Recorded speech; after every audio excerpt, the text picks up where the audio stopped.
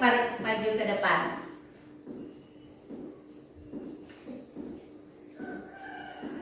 Tuhan Yesus, kami ingin belajar Tuhan Yesus, pengajaran Tuhan Yesus dari Allah yang asal kudrat dari Tuhan Yesus. Budina akan mengajar kami dari Allah yang asal kudrat dari Tuhan Yesus. Dan Tuhan Yesus, kau sudah mendengar doa kami Tuhan Yesus. Haleluya, amin. Amin. Silakan duduk. Nah, anak-anak ibu yang dikasihi Tuhan, sebelum kita melanjutkan lagi pembelajaran kita, mari kita memuji Tuhan dengan pujian yang mengatakan kasih Yesus manis dan indah. Ya, kita dengan senang hati yuk kita berdiri semua, kita menyanyi pujian ini. Kasih Yesus manis dan indah, oh, oh, oh, sungguh indah. Sambil tepuk tangan ya.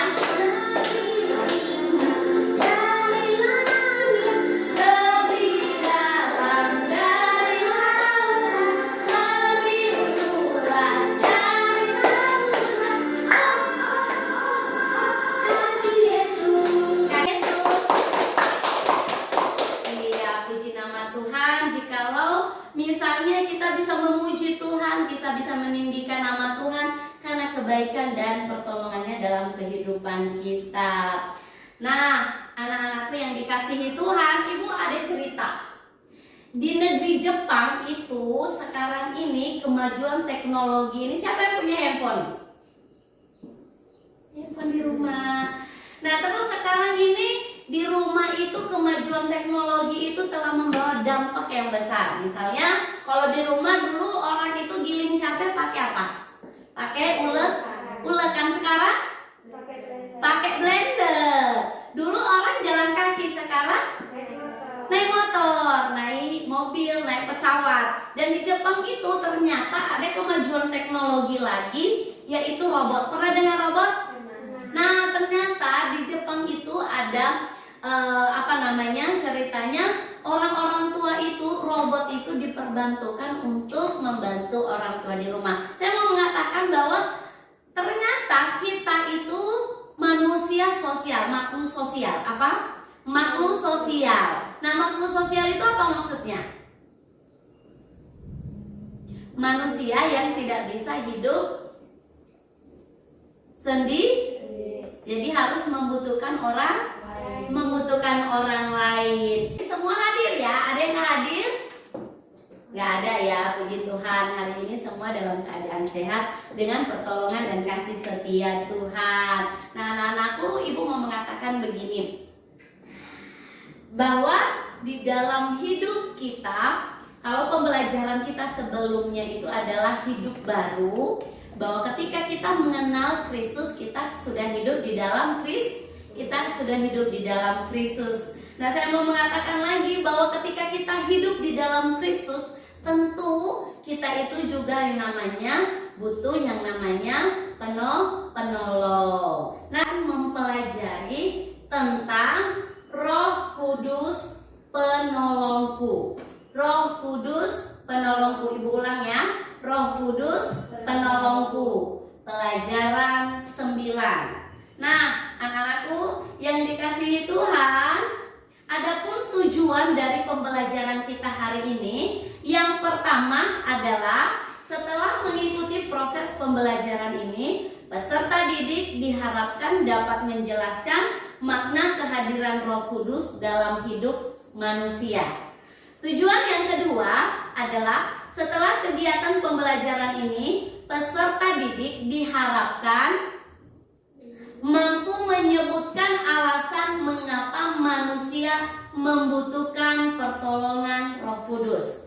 Dan yang ketiga, setelah kegiatan pembelajaran ini, peserta didik mampu menceritakan pengalaman pribadi ditolong Roh Kudus. Dan yang keempat, setelah kegiatan pembelajaran ini, peserta didik mampu mendaftarkan contoh masalah yang membutuhkan pertolongan dari Roh Kudus. Mari anak-anakku baca di dalam Kisah Para Rasul pasal 16. Kisah Para Rasul pasal 16 ayatnya yang keempat sampai ayatnya yang ke-12. Siapa yang mau membaca dulu sama kita? Kisah Para Rasul pasal 16 ayat 4. Paulus menyeberang ke Makedonia. Ayat 4. Dalam perjalanan keliling dari kota ke Paulus dan Silas menyampaikan keputusan-keputusan yang diambil para rasul dan para penatua di Yerusalem dengan pesan supaya jemaat-jemaatnya menurutinya. Ayat 5. Demikianlah jemaat-jemaat orang Roma di kota itu kami tinggal beberapa hari. Amin. Ada gambar apa di papan tulis? Seorang apa?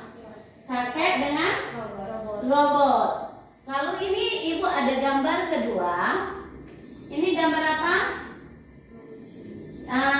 Ini gambar Roh Kudus mengarahkan Paulus ke Makedonia seperti yang dibacakan tadi. Nah, anak-anak semua, coba diamati gambar ini, lalu coba dijawab pertanyaan di bawah ini. Mengapa manusia perlu penolong dalam hidupnya?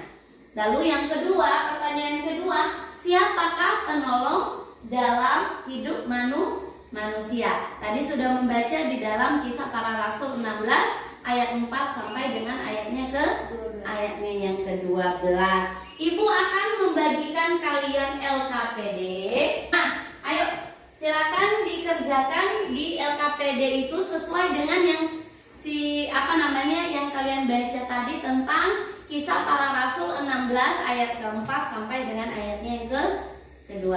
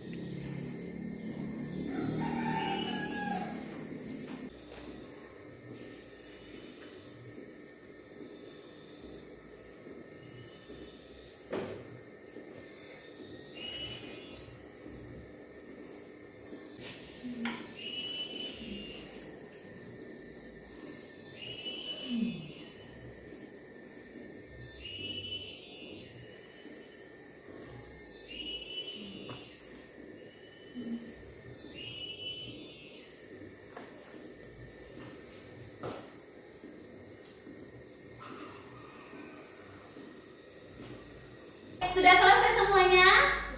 Iya, puji Tuhan. Nah, anak-anakku semua sekalian, sekarang kita kembali kita baca Alkitab kita di dalam Yohanes pasal 14 ayat 16 sampai dengan ayatnya ke-18.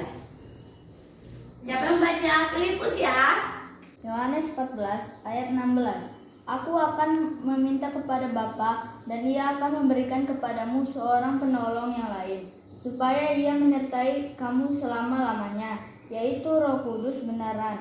Dunia tidak dapat menerima Dia, sebab dunia tidak melihat Dia dan tidak mengenal Dia. Tetapi kamu mengenal Dia, sebab Ia menyertai kamu dan akan diam di dalam kamu. Aku tidak akan meninggalkan kamu sebagai yatim piatu. Aku datang kembali kepadamu. Ya, puji Tuhan, kita sudah membaca Alkitab di Yohanes 14 ayat 16 sampai dengan ayatnya ke-18 tentang Roh Kudus sebagai penolong. Ayo anak-anak ibu, kali ibu ada video.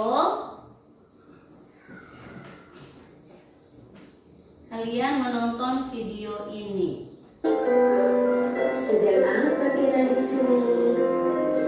Baru main layangan, Kak. Sekarang lagi istirahat, Kak. Wah, capek ya. Iya, Kak. Oh, iya, Kak. Mumpung ketemu Kakak, bolehkah saya bertanya? Boleh dong. Kira mau bertanya apa sih?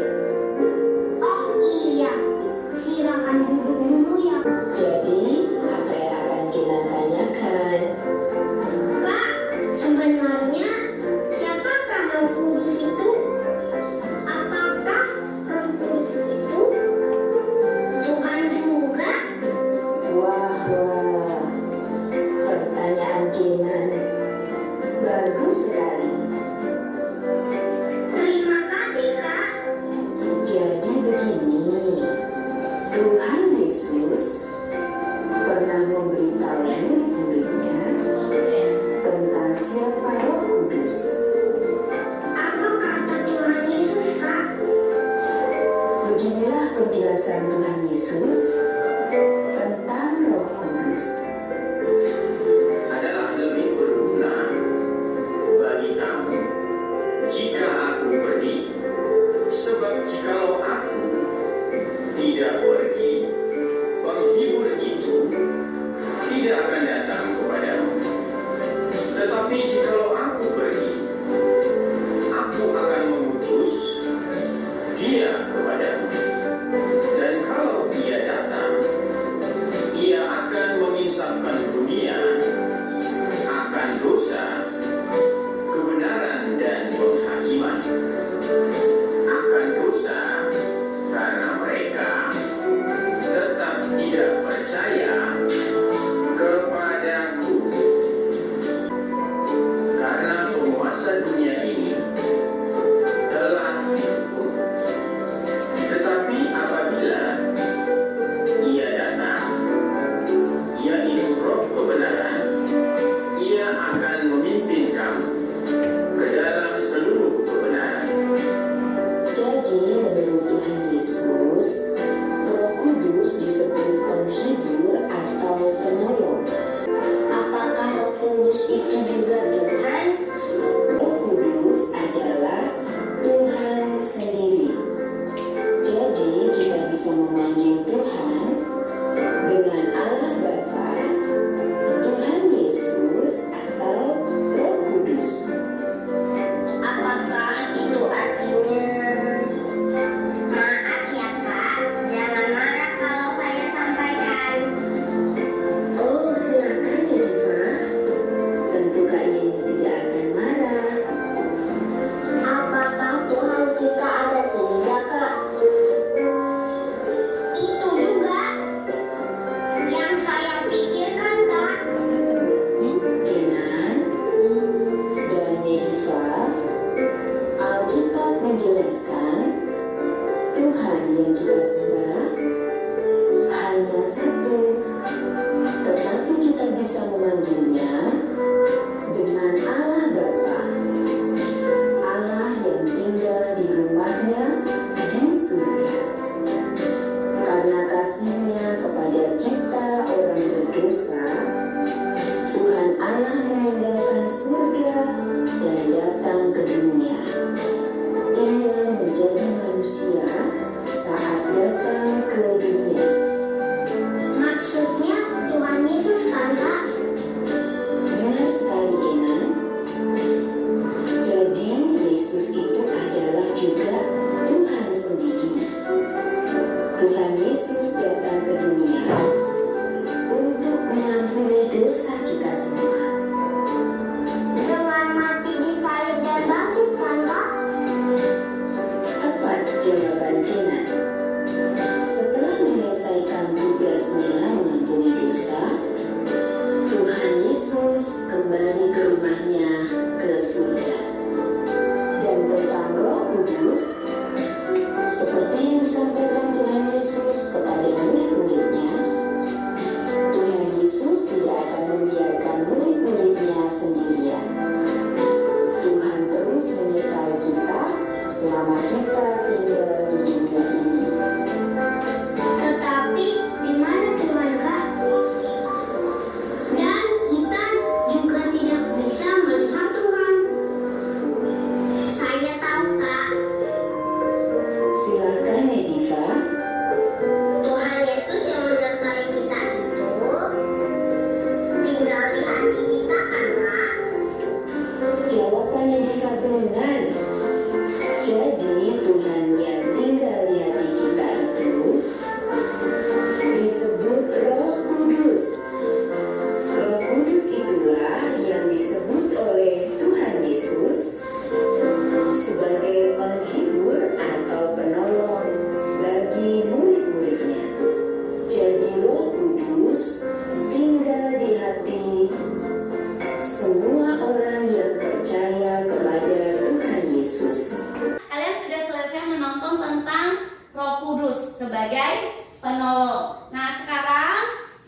KPD kalian yang Ibu bagikan tadi ada tugas tentang diskusi. Nah, ada tugas yang Ibu sudah siapkan. Silakan dikerjakan.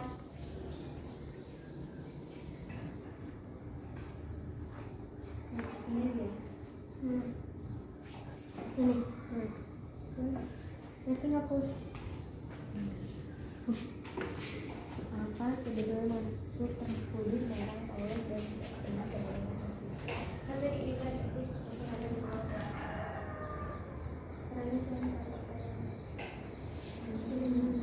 Sudah selesai semuanya? Iya, puji Tuhan. Kalian sudah mengerjakan soal yang Ibu sudah bagikan bagi kalian. Yuk, siapa yang mau menjawab? Ya. Oh, Kinar. Silakan Kinar. Ayo nak. Maju ke depan saya. Bayangkan kamu menjadi Paulus dan Silas yang akan pergi ke suatu tempat. Lalu Roh Kudus melarangmu untuk pergi ke tempat itu. Perasaan yang akan kamu rasakan adalah, saya akan merasa ada yang membutuhkan pertolongan. Tepuk tangan untuk Kinar. Siapa yang kedua? Yuk, Filipus. Sebetulnya maksud Roh Kudus melarang Paulus dan Silas pergi ke daerah Asia. Apa sebetulnya maksud Roh Kudus melarang Paulus dan Silas pergi ke daerah Asia? Karena Roh Kudus mencegah mereka untuk memberitakan Injil di Asia. Puji Tuhan, hari ini kita sudah belajar tentang Roh Kudus sebagai penolong. Itu yang dijanjikan Tuhan untuk menghibur atau menolong manusia. Saya mengambil kesimpulan bersama-sama dari pembelajaran kita hari ini adalah bahwa Allah kita itu Allah yang baik. Ia tidak pernah meninggalkan kita sendiri dan menolong umatnya melalui rohnya yang kudus. Allah selalu hadir dalam kehidupan manusia, baik ketika susah maupun senang. Ibu mau mengatakan bahwa Roh Kudus itu yang menolong kita dalam melaksanakan segala sesuatu yang baik untuk hormat dan kemuliaan nama Tuhan. Nah, puji Tuhan. Anak-anakku di rumah, nanti di rumah kalian akan mengerjakan apa nanti setelah ini kita akan menyanyikan lagu Janji yang Manis. Janji yang manis takkan ku lupakan. Nah, kita anggap selesai ya. Oke, nah selanjutnya Ibu mau mengatakan nanti di halaman 41 kalian mengerjakan di rumah di buku cetak kalian ya. Nah, untuk pembelajaran kita selanjutnya kita belajar tentang pengampunan Allah. Nah, tentu anak-anak semua diharapkan semua dalam keadaan sehat. Nah, sebelum kita pulang, siapa yang memimpin kita di dalam doa? Grace, silakan Kak Grace.